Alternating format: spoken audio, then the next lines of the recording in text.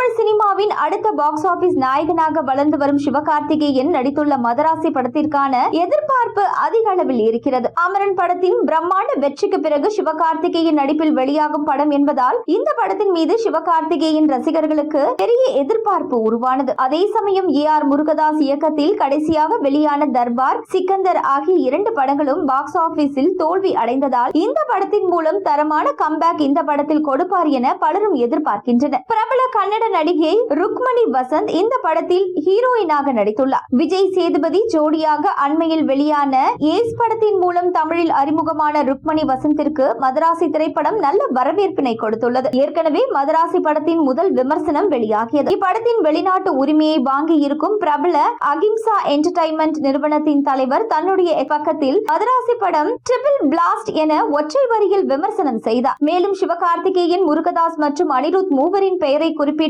Fire எமோஜியை பகிர்ந்தார். தற்பொழுது சில பிரபலங்கள் இந்த படத்தை பார்த்து தங்களது கருத்துக்களை தெரிவித்து இருக்கிறார்கள். விஜயும் இந்த படத்தை பார்த்து முருகதாஸ், சிவகார்த்திகேயன் மற்றும் அனிருத்தை பாராட்டி இருக்கிறார். AR முருகதாசுடன் தளபதி விஜய் இணைந்து 3 மெகா ஹிட் படத்தை கொடுத்தார். தற்பொழுது முருகதாஸ் வெற்றி படம் கொடுக்க வேண்டும் என்ற கட்டாயத்தில் இந்த படத்தை கடினமாக உழைத்து சிறப்பாக கொடுத்திருக்கிறாராம். விஜயின் வாழ்த்தால் மிகுந்த சந்தோஷத்தில் உள்ளாரா. அதே போல அனிருத்தின் BGM மற்றும் பாடல்களையும் பாராட்டி இருக்கிறார். சிவகார்த்திகேயன் அடுத்த கட்டத்திற்கு செல்ல இந்த படம் முக்கியமாக இருக்கும் எனவும் பாராட்டி இருக்கிறார் எனவும் தகவல் வெளியாகி வருகின்றன. விஜயின் பாராட்டால் படக்குழு செம கொண்டாட்டத்தில் இருக்கிறார்கள்.